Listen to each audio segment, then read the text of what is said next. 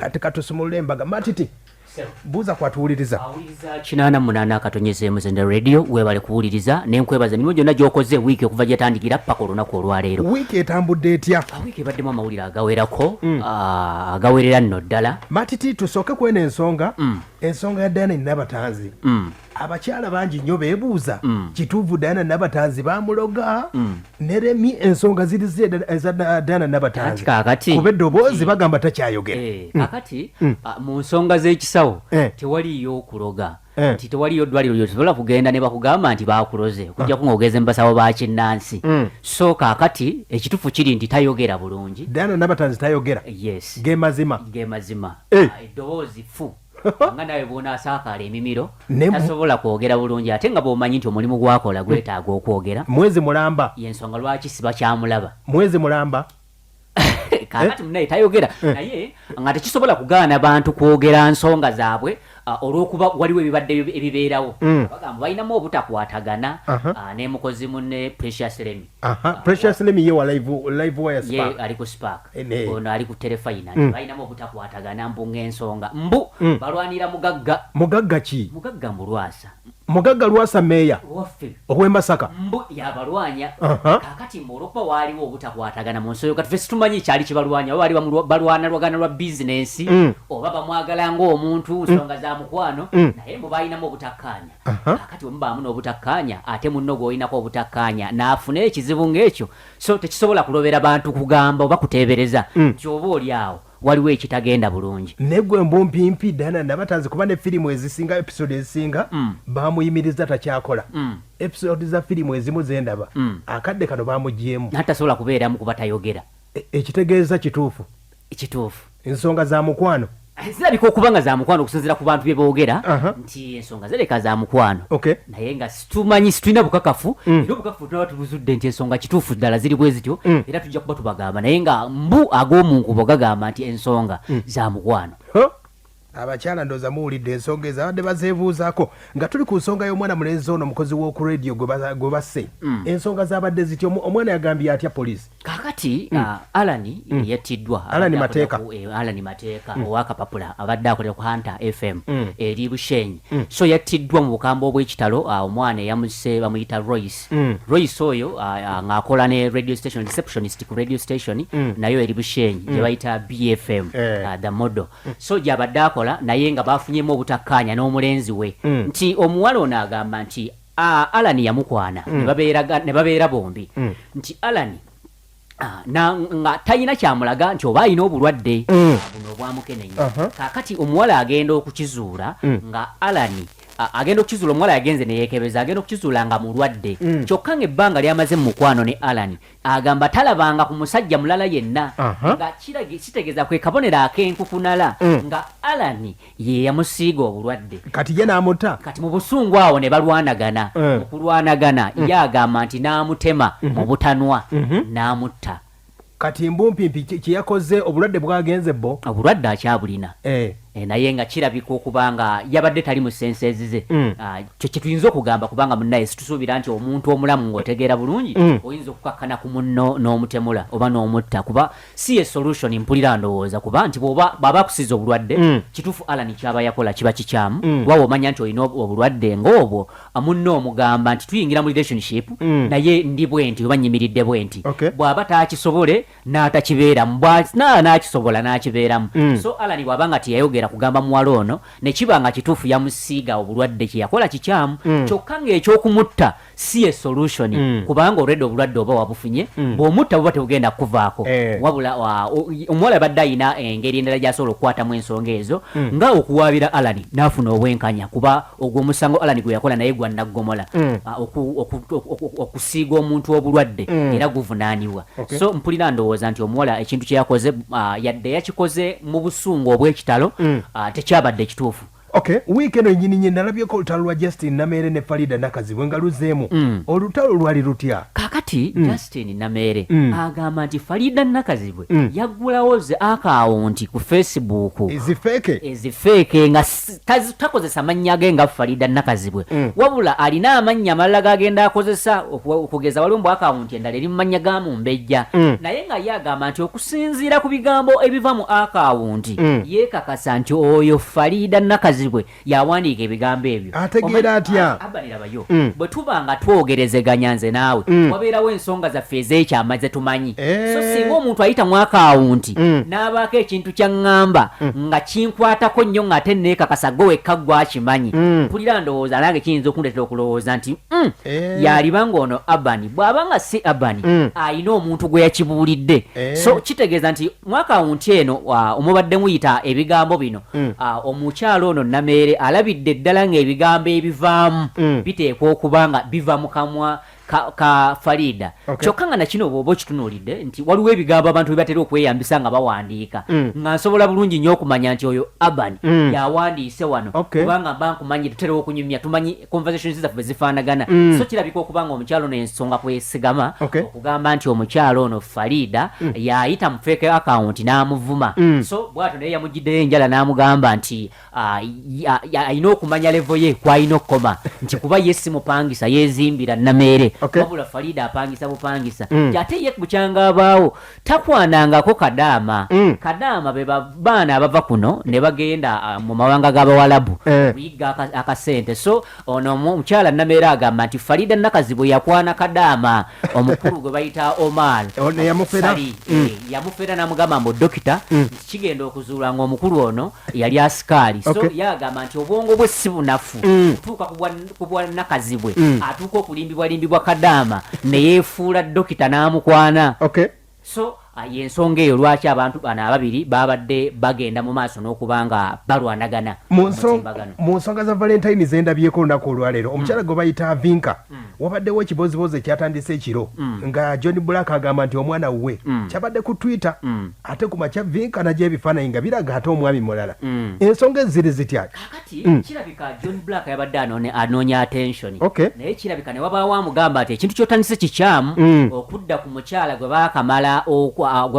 ayakamala okukyaza omwami eka n'okkakkana ku mwana we ntandika okumwesibako. So ekyo John Black yakikoze wayise eddakiika nga 15 post n'agikyusa n'agyeditinga lwakuba nga yo Twitter yagitinze eno ku IG ku Instagram naye Twitter tekkiriza ku editinga tweets ezo kubanga yo Twitter egamba nti singa oeditinga tweet nga nabadde natweetinze Abanike n'agisharinga ate Abanike oba wamwogezeza ebintu ebikyamu nti Abanike asobola okuretweetinga tweet yange n'abaako ebigambo byagyogerako ate nze n'enkyusa ebigambo kitegeeza yaba afuuse musiru. So Twitter tekkiriza ku editinga bigambo ebyo okuggyako ng'okyusizza tweet n'ogisiimuulayo naye eno ku Instagram yakyusiza tweet eyo n'akongulating oba n'akulisa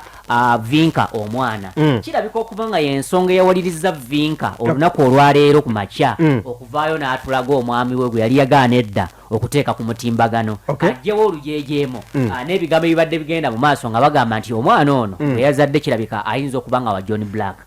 Mu nsonga ezo nga tukyali mu Valentine nga bwetambudde mukyala Zali tulabye nti afunye omwami omulala. Ensonga ziri ziteeza Zali. Kakati ebintu bya Zali tebitegeerekeka basocialites bano batawaanyamukko kati Zali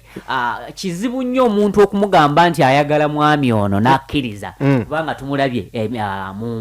mu scandals ez'enjawulo ng'abuuka ava ku musajja ono nadda ku musajja omulala. So yadde atulaze omwami olunaku olwaleero naye era situnnakakasa tugenda kutwala obuvunaanyizibwa twongere okunoonyereza tukakasize ddala oba kituufu ye mwami we naye ng'agamba nti ye Valentine we naye omanyi nti olunaku olwaleero lwabaagalana si kyatteeka nti omuntu gw'ayise Valentine we nti abeera bbaawe ayinza okuba Valentine we nga mukwano gwe oba nga amwinako oluganda. So tugenda kwongera okunoonyeza tukakase oba ddala yebba mu nsonga ezo matiti mukwano gwe yennyini mbadde neetaaga okubuuza eggulire lino kuba amawulire gano gatandise wiiki ewedde aga Flash Love waliwo producer yategeezeza nti Flash Love yajjamu olubuto lwa Kasalobu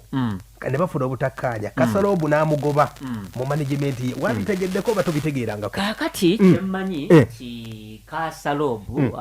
ne Flash Love tebakyakola bombi. Ensonga ki? Ensonga eyabaawula kyemmanyi nti bo ababiri baafunamu obutakkaanya naye nga ensonga si za omu oba nti yakwana munne kubanga Kasalobu alina omukyala yamuyina ekituufu naye yadde nga Kasalobu alina omukyala twali tukirabyeko omuntu alina omukyala neeza n'owokubiri naye okusinziira ku Kasalobu ntera okwogera naye siwulirangako ng'agamba nti ensonga za mukwana ezabaawula wabula nze kyemmanyi okusinziira ku nze omuntu mmanyi nti ekyabaawukanya wajjawo obutakkaanya mu management engeri gye bakwasaganyamu ebintu mubimanyi ebintu ebitera okwawula abayimbi ne bamaneja baabwe ani alina okukola kino naani alina kukola kino sente zino zikwata luddawa zino zikwata luddawa so kati obwo butakkaanya bulabika nnyo mu management abayimbi bano ne bamanejazi baabwe nti olumu weesanga omuyimbi olumu nga wamputtu oba n'osanga manager nga ayagala okwefunza mu buli kintu so ebyo bibaawo kyezimu ku nsonga ezabaawula ebyolubuto si bituufu kubanze nawuliddeko waliwo gurupu gye ndimu ngeri mu bafulashiravu bonna abayimbi ab'enjawulo aba Kasalobu nze bampadde ekiboozi ekyo mbu yajjamu olubuto ensonga eyo ensonga nkyamu si lubuto tenakamu balina ensonga endala ezabaawula naye nga zeekuusa ku nsonga ya byanfuna birthday ya Bobi Wine yatambudde etya kubanga nalabye abapostinze Eddie Kenzo ne akadde kano nkebera postinze tanda commentinga Bebe Kulu Shiba Kalungi David Lutalo kiki naye ekizibu ki kakati birthday kituufu yabaddeyo era bayimbi bangi ne ba entertainers abalala abagipostinzeeko naye abamu ne basirika ne batagipostingako olusanga balina ensonga zaabwe eza kise kinnoomu nga bw'olaba nti ebiseera bingi babadde nga buwalirizibwa era ojja kgenda okwegendereza nti abayimbi abeera abatamupostinze babadde nga ebiseera ebisinga bajja nga bawalirizibwa bafollowers baabwe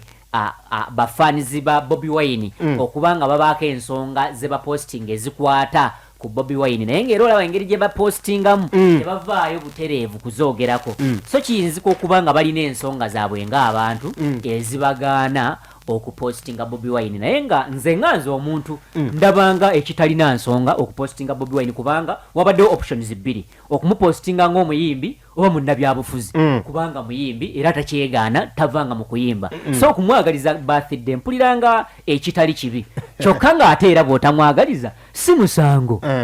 okay kati ensonga yo birthday yatambudde etya birthday yatambulidde ddala bulungi abaana nga temwabatulaga nga bakomawo kuba ebifaananyi mwabifulumya nga bagenda ati kaakati jjukira nti bwe baali bagenda walabika okuba nga waaliwo ensobi eyakolebwa ku babatambuza jjukira nti kampuni ezo zitambuza abantu zirina amateeka agazifuga nga tezikkirizibwa kufulumya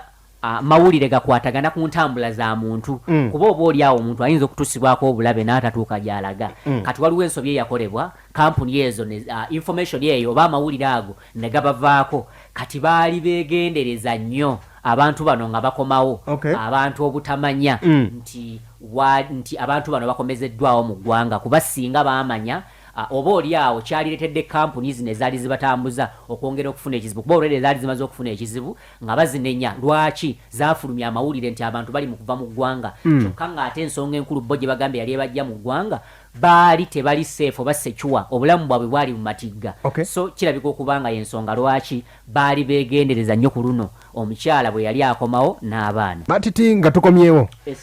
wiiki eno yennyininyini omukulu gwe bayita Bajjo ne Minisita Kasolo ebigambo ebiri biti ebya promota nawulira nga akadde kano beesika akasente n'avumira nnyo emyoga naga nti bapromota akasente kaba tebannakafuna ate Bajjo n'ategeeza nti munteekateeka ku Mande bapromota baagala kujja kyotera w'omukulu Kasolo kuba bafeze nnyo kaakati Bajjo bwe byamugwa mu kutu nti sente ezaawe bapromoters omukulu Kasolo yazirina tibaazimuwa n'agaana okuziwa bapromoters n'azikolamu ebintu ebibye Bajjo teyalinda yadde okwogerezeganya ne Kasolo okumanya ki ekivaayo ng'akwata simu ye ng'alikodinga ng'avuma Kasolo ng'alekawo katono ng'amugamba nti obubbi bwe bwamusuula mu kalulu era tagenda kukkiriza bubbi obwo kugenda mu maaso bw'abanga yabba ssente ennyingi nnyo ez'emyoga zino zo tagenda kuzibbeeza ba promoters era n'amuwa saleesale ng'ayagala ssente bazimuwe singa tebakwata ssente ezo kuziwa ba promota yali agamba nti asazeewo agenda kusitula ba promoters bagende bagumbe ew'akasolo paka lw'anaabawa ssente bakolereyo effujjo naye nga banaazifuna ezo emyoga kuba bannamawulire wano mu Masaka nawulyako bannamawulire mukulu Deriki bawandiika bannamawulire nti myoga okuva mu mwaka oguwedde paka n'akadde kano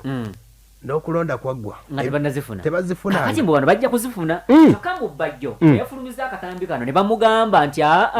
kyewategeera kifu ate Kasolo gwe wavumye gwe yaweebwa obuvunaanyizibwa obw'okusabayo ssente zammwe wagye ziri ati ate kyokoze oyonoonye bwonoonyi nti omusajja abadde abalwanirira okuggyayo ssente zammwe ate opapya omuvumye ayinza obutajjayo ssente ezo kati Bajjo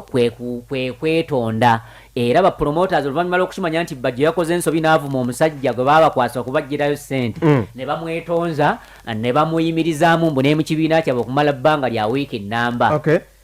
kati mu nsonga ezo omukulu Kasolo nga boogambye nti baamunyiiza kati ab'ekyoterabo banaagifunako emyoga tebasobola gikombako basi ab'ekyoterabo ekabire embeera bwetambudde omumatiti nga tuzzeeko ku nsonga z'omukulu waliwo omukulu gwe bayita Dr. Tiamale DJ Michael afuna emmotoka basajja mivule engabula eri eti eri mu State House akadde kano abakulu bano baayitibwa mu State House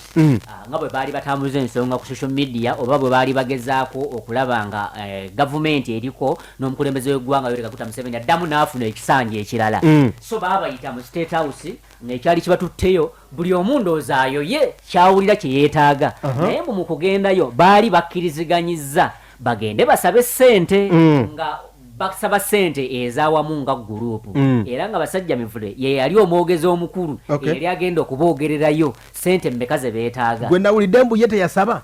ye mbu teyasaba kirabika kyamusukkako nti kuba mu kugenda ye yali amanyi omuwendo gwa ssente gwagenda okusaba na butya bwe zinaatemaatemebwa naye olwatuukayo mbu abasajja ne bafuuka anirule nga tewaliiwo akkiriza kuwuliziganya na munne mbu ng'asanga yawanika omukono kaakati mbu King Michael n'awanika omukono ye n'agamba nti bwe yali akola kakuyege okunoonyeza Pulezidenti Museveni akalulu emmotoka ye yagwa neeyonooneka omukulembeze w'eggwanga amusaba amuyambe amufunire emmotoka omukulembeze w'eggwanga n'amugamba mbu emmotoka agenda kugifuna bwegenda kukanikibwa emmotoka ye kaakati mbu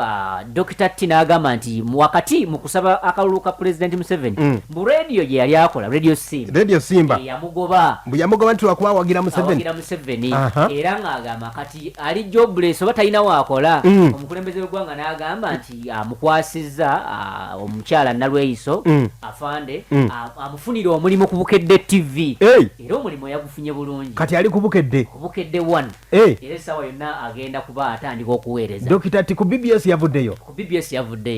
agenda kubeera ng'aweereza eri ku Bukedde 1 gyagenda okubeera kaakati King Michael naye n'afuna emmotoka naye yadde yafunye emmotoka ate ye agyegaana bwe emmotoka eyo Pulezidenti w'eggwanga si yagimuwadde wabula mbu azenga asonda akasente ng'abagagga ab'enjawulo bamuwaayo n'atereka kwe kufuna akamotoka kako ka fomatiki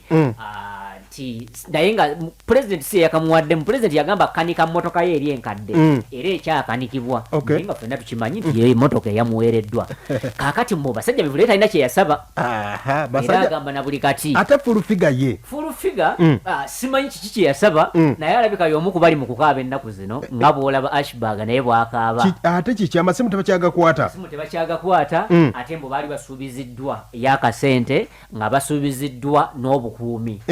obwaki nti buli muntu yali wakufunayo bannamagye abanaamukuumanga mbu obulamu bwabwe buyinza okuba nga buli mu matigga ng'obwakusaasira naye kaakati nti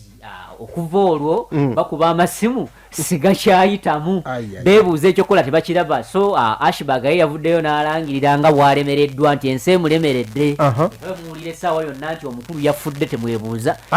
omuntu wavayo n'alikodinga akatambi n'okukaaba n'akaaba n'agamba nti ensi ennemeredde munaye aba yeetaaga kuyamba oba oli awo mu guidance and counseling okutuusako ekizibu. Ashibag nawulidde nga yejje ku bloga n'agamba tagenda kuddamu ku bloginga mu Uganda. Talina waagenda ku blogingira. Ate anablogingira luddawo. Kizibu ku Facebook kwe yali ali baamufuumuulako. Bannannyini Facebook baamugobako. Kitegeeza wooteeramu ebintu byonna ebikwata ku Ashibag. Already baamuflaginga red tebamwetaaga ku mukutu. Nti ate waliwo n'ekizibu ekirala nti kiyinza omutwalira ebbanga okuddamu okubuildinga following gye yalina. Nti bangi ku baali bamufollowinga be yatandika nabo baali bawagizi ba Bobi Wine. Kakati nga ssaawa zino bali mu kibiina ekya Nuupu ate kati nga yakyusa obuufu n'adda ku NRM. So bambi kiyinza okumufuukira ekizibu okuddamu okujja ku social media oba ku Facebook n'afuna following ennene kituufu ayinza okukomawo n'akyusa ebimuwogerako n'ajja n'abeerako. Naye matiti kankubuuza akantu kano kuba tubadde mu politics omwaka oguwedde byabufuzi byonna babloga abasinga abeeteeka mu byobufuzi nga ba Ray Superstar ba Ashibag bonna buli bloga yenna nga badde yingiza ebyobufuzi nga aweddeko kyekikufudde nga gwe okyaliko akadde kano nga gwe tebategeera nti oli sayidi ki oli sayidi eno. Anti kaakati olina okumanya nti abantu b'empeereza banjawulo mulimu boweereza nga ba Nuupu ne mbeeramu boweereza nga ba NRM. Kaakati bw'ovaayo n'osalawo n'ogamba nti kati ngenze ku NRM oba olina ekiwayi ky'abantu b'oli mu kuyisa obubi. Kaakati olina okubeera munnamawulire omutuufu olina kuba ng'oli nyuto mu nsonga zonna. Babuloga b'omu Uganda ekitegeeza tebakimanya beekubira oludda beekubira enjuyi omu n'afuna oludda gy'abeera. Kyokka okwekubira oludda tekyali badde kibi naye ate ne bawogerera amafuukuula abalala. Omuzannyo oguzannya otya? Gwabalema okuzannya obulungi nga bwe baalina okuguzannya ne kibaleetera okuba nga baaluzinga following ey'esayidi emu. Kyokka ate wakati bangi ku bo baatangatanga nnyo bakyuka emirundi egisoba mu gumu ate ekyo kyabulabe nnyo. At least waalikyusa omulundi gumu naye bw'okyuka omulundi ogusoba mu gumu osigala awo naaga nga tolina woonyweredde. So y'ensonga lwaki olaba nti bangi ate waliwo n'ekirala ensobi gye baakola nti babloggers abasinga obungi baali bamanyiddwa ku bloginga entertainment ne bakyusa obuufu ne bava mu entertainment ne bayingira butereevu ebyobufuzi. Kati nze nasitiikinga ku kye nnali nkola ekitegeeza gwe bwoba obloginga bwoba ow'amawulire owa entertainment yekka so nsobola okuleeta ensonga z'ebyobufuzi tugeze baguddewo masomero. Yes, waliwo ensonga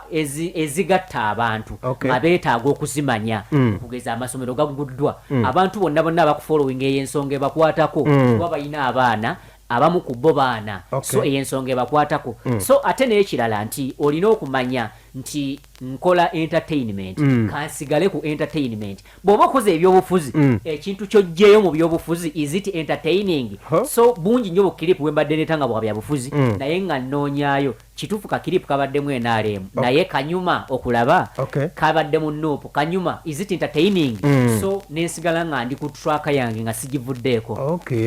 Nga togeddeko ku nsonga z'omukyala gwe bayita Even Lagu bategeeza nti yeetaaga ensigo. Nategeddeko nti waliwo wa famire yabawadde ensigo naye mbu balina okugenda ebuyindi bagikyuse. Ensonga ziri zitya? Kaakati Evelyn abasawo baakikakasa nti okubeera obulungi alina kufuna kidney transplant oba okusimbuliza ensigo ne bagimuteekamu. Kituufu waliwo abafamire by the way omwana we nnyini mutabani we yagamba nti ensigo weeri eyiye bw'aba nga maama we agyetaaga. Kuba ndabyeko mbadde nsomako ne bagamba nti ali ku kyuma bakiyita dialysis. Dialysis bina ekyuma ekikenulula obutwa. Kati ensigo yali badde ekolawo yali badde ekola omulimu ogwo gw'okusengejja omusaayi n'egujjamu nitrogenous compounds ezo oba obukyafu. Kati kitegeeza nti ensigo tekyasobola kukola mulimu ogwo balina kufuna kyuma buli wiiki ne kiba nga kimusengejja omusaayi ate nga kya ssente nnyingi. Kati ensigo eno gye bagenda okujja mu mutabani we ye mutabani we eyina kyemukosa oba? Kaakati ensigo mutabani we yagamba weeri naye si kyatteeka nti balina kugijja mu mutabani we. Ensigo gye ziri ze batunda kiba zijja mu bantu ne zibeerawo nga ziri available okugeza nti omuntu ayinza okuba nga bagamba nti abantu we bafa body organs zisinga obungi zisigala zikyakola okumala akaseera kati organs ezo bazijjamu ne bazitereka bulungi singa wabeerawo agyetaaze ne bagiteekamu. Kyokka ate na kino weekiri nti omuntu mu mubiri gwabeeramu n'ensigo bbiri nti basobola omugjamu emu ne bagiteeka mu mulala naye nga kikosa ku bulamu bwe tesobola kuba nga zikola bulungi nga bwe zaali badde nga zikola bbiri kuba bwe biba ebintu nga biri bibiri bikola omulimo kimu nekikola guno nakino nekikola guli nebyanguya. So Evelyn ali ku kaweefube w'okunoonya ssente wakati w'obukadde 200 n'obukadde 225 naye kakati mu bbanga lya nnaku 2 asobodde okuŋŋaanyayo obukadde 7 abantu be bamuweereza be bamusindikidde okusinziira ku social media. So ayina essuubi nti ajja kubuweza obukadde 225. Yo gavumenti egambe nti omukulu Balamu kuba ludyentesaganya zatambula zitya kakati omukyalo ono bamukwasa afande Nalweyiso yabamukolako naye nti okusinziira kwa afande Nalweyiso agamba nti obukadde 225 bungi ku gavumenti ejja mukwatirako naye yeetaaga afuna okuyambibwa okwenjawulo nti kuba ng'ogjeeko ekyo ekyokumutwala nti wayinza okubeerawo ebirala ebyeyongeramu okugeza nti waliwo okulabirira kati buli obukadde 225 bujja kukola ku transplant oba okukyusa ensigo naye wabeerawo ebiba byetaagisa mu ddwaliro ebisobola okweyongeramu. So yensonga lwaki agamba nti wekyebanga waliwo abantu abazira kisa abali weeringi oba balina omutima ogwagala okuyamba bwe bamuyambako tekiba kibi then ne gavumenti nti weenayongererezaako kuba nti yadde tannaba kutwalibwa naye gavumenti era yekyamukolako nti buli bwagenda ku kyuma ekyo asasula obukadde obuswa mu bubiri so buli wiiki olaba nti akozesa ssente empitirivu nnyo okuba ng'ajjanjabwa kyokka ng'ate singa tebamukola kidney transplant oba tebamukyusa nsigo kitegeeza ebbanga lyalimala ku nsi kuno ayina kubanga buli wiiki asaasaanya obukadde obwo obubiri n'omusobyo bw'asaasaanya okugenda ku kyuma. So kaakati mu myaka agamba tannaba kuweza myaka 4 so waba tannaba kuweza myaka 4 nga wakuwangaala emyaka 7 oba 8 kitufu mu myaka okumala emyaka 4 osobola okuba ng'ogenda ku kyuma buli wiiki kiba kinene nnyo. So ensonga lwaki akuba omulanga nti abazira kisa abayinamu omutima oguyamba ne bwoba olina siringi 5 obimuteere ku mobile money ye abenga ayambibwa akyusibwe ensigo. Ensonga zino waliwo ensonga ezibadde zitambula wiiki eno gwa positing ensonga y'omukyala omukulu Pastor Bujingo ne Makula ate kabaddi kyaka kuba Valentine ensonga za Valentine yagamba atya Pastor Bujingo kakati baali banyumyamu omukyala nga annyonnyolamu banne butya omukulu Pastor Bujingo bwe yamukwana oba bwe yamufuna kwe kubagamba nti waliwo olunaku lwali lumu omukulu Pastor Bujingo yali mu supermarket n'amukubira akasimu n'amugamba ndi mu supermarket nkufunireyo kaki omukwano ng'ani akuba Bujingo yakuba agamba Makula amufunireyo kaki Bujingo akyakwana Makula ng'akyabeera mu kazigo ke ko ye Makula nti mfuniraayo akawala ak'omunda n'akaleega kakati munnaye mu Bujingo kituufu nga akawala ak'omunda akanoonya akafuna ng'era akaleeta Pastor ng'akaleeta mu kazigo kaani Kamakula naye mbu akaleega kaabula simanyi oba kaabula lwakubanga teyakalaba oba size yali tamanyi size gyayambala bwe yenkana mbu naye oluvannyuma lw'okuba nti kamubuze ate ng'ono yali amugambye mbu ayagala akawale mbu n'akaleega abyambala amumodoleremu kaakati Pastor mukwe kukwata obukadde 2 n'abumuwa mbu nga bwakaleega ensonga munnaye bwe zito bwe zaali ku Valentine ogulabye omukwano nguwulidde kati bali musumba wiiki eno ennyini mpuliddeko omukulu gwe bayita Digibawa wiiki eno yasobodde okuba teyaguddewo studio akitegedde mu Masaka Digibawa yaguddewo studio abaana ba Masaka Kids Africana nga babadde omanyi nti badde bagenda nnyo mu kibuga Kampala ng'ate abaana bangi balina okubeera mu studio budde bungi kati beekoledde studio era Digibawa yamaze wiiki 2 ndowooza yasimbudde olunaku lwajjo yasobodde okuba yavudde mu Masaka naye nga studio yagitaddeyo mu Nnyendo mu maka g'abaana bana Masaka Kids Africana nga buli ekiri ku Sabula n'ekiri e Masaka byonna byerimu bwe yakikoze n'agala buli upcoming yenna ayagala okukolerako Digibawa omukolera ajja musanga eno Masaka kati embeera eyo olowooza ekifaananyi ekyo kitambula kitya mu Masaka nga tufunye producer ne studio ey'enjawulo kuba Bawa yategezza ajja kujjanga buli Lwakuna afulume Monday Masaka kakati tulina okukkiriza nti Bawa y'omu ku baproducer abalungi abasinga obulungi mu Uganda osobola kubala baproducer bawera 5 nga Digibawa taliimu byoliko oba tobitegeera so kitegeeza nti Digibawa bw'abanga asenvudde n'ava e Kampala n'ajja n'asalawo akwasaganye ensonga mu Masaka muno yadde studio bagizimbye nga specifically bagizimbidde abaana aba Masaka Kids Africana naye ng'era ebejja kuyamba n'abayimbi bannamasaka abalala kituufu mu Masaka mulimu studio ezirimu ne producers baamu naye bwe mweyongeramu omumanyi kuba tukimanyi bulungi nti Bawa ali ku mutindo gwa wagguluko okusinga ku ba producers betubadde tulina wano oba oli awo ne ba producers ate abalala abali kuno basobola okubaako kye bamuyigirako baba abasemberedde ng'ali kumpi ate nga bawa musajja mulungi talina ttabu. Wiiki eno nnyini ne famire ya Kafeero yavuddeyo mu kooti lwabadde nga 8 February. Kooti yasobodde okuba teyalambise ne bategeeza nti kooti yagambye Paulo Kafeero akadde kano talina mwana ku nsi nga tebannamala kukola DNA. Kati DNA balina option 2 okebera ku booluganda oba okumuziikula. Kati kooti egenda kusalayo nga 24 omwezi oba aziikulwa oba okebera kuwa famire. Kuba luli bakebera kuwa famire balaga nti Kafeero alina abaana 4. Kati olowooza ki ekinagira? Era endooli tozikyagendera ddala mu maaso kubanga jjukira nti abaana bo nga bo tebannaba kukkirizika. Kuba n'ebintu byonna bye bagambye nti bye baatunda bano baswazi baatunda bonna babitaddeko nti bagitoba caveat mbu byonna kooti ebiinako obuvunaanyizibwa akadde kano. Kati bo abaana bakkiriza aziikulwe kituufu kooti egenda kusalawo naye abaana bo bakyalina okulumaŋŋana. Abamu bagamba aziikulwe abalala bagamba taziikulwa kubanga waliwo neyagamba ate mu bbalamu ye yali emabega w'ensonga zino. Matiti waliwo ensonga ey'omukulu Eddie Kenzo ne Cheptegei Joshua Cheptegei. Ani ambassador omutuufu? Kenzo bamugobye oba? Kenzo tebamugobye. Kenzo ye nga ye omuntu yeeyama okubeera ambassador wa tourism mu Uganda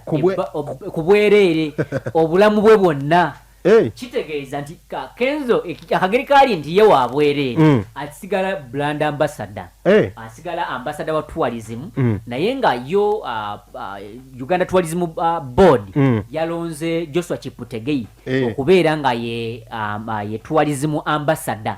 So tekyo Kenzo tekimuggyako kuba nti ambassador kuba yagamba nti omulimu yeetuma mwetume nga ye omuntu ye yagenda n'awaayo okusaba kwe eri Ministry ya Tourism n'agamba ayagala okubeera nga bwe kiri nti atambudde amawanga nga zaawangula awards ez'enjawulo era amanyiddwa mu nsi ez'enjawulo ng'asaba bamukkirize abeere ambassador wa tourism era nakkirizibwa. So kitegeeza nti olw'okuba ye yeeyagalira bweyagalizi byadde baleese Joshua Cheptegei tekimuggyako kuba nti naye ambassador wa tourism. So ate ng'era Uganda Tourism Board tennavaayo kugamba nti Eddie Kenzo emuwummuzza naye nga situmanyi oba Kenzo anaakivaamu kubanga Kenzo luli we yajjira waali tewaliiwo mu kaseera ako waali tewali muntu naye kaakati wamaze okufunikawo omulala naye nga ate babeera babiri mpulira ndowooza nti kyekisinga kuba Joshua Cheptegei ayina ensonga zakwasaganya eri mu kudduka bendera agiwanise eri neeno mukulu Eddie Kenzo bendera agiwanise mu kuyimba. So bwe tufunayo era n'omulala naye era kisobola okutuyamba tugeze tufuna modongo oyo kisobola okutuyamba oba olya. Matiti wiiki ogisuubira kutambula etya nga tumaliriza wano? Kaakati wiiki ekyagendera ddala ebintu bikyagenda mu maaso ebyenjawulo nga Evelyn Lagu gyali akyanoonya obuyambi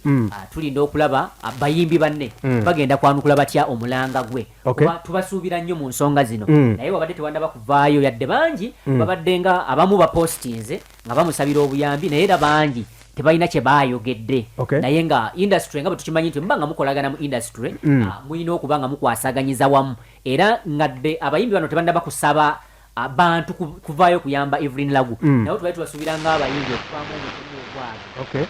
abayimbi b'e Uganda beekuŋŋaanyiza mu obukadde 10 nti obukadde 15 obusigadde okuva mu bantu ab'enjawulo. So ezo ensonga nazo we ziri awo okuba nga tugenda kulaba abayimbi butya bwe bagenda okukwasaganya ensonga zino. Matiti bakufolowinga batya? Okumfolowinga genda ku kibanja kya Facebook owandiikemu Matiti owandika MAT n'obukawa akabanga n'owandika TEE ojja kuba olaba peegi yange eri mu nnyukuta nnene onyiga akapeesa ka follow.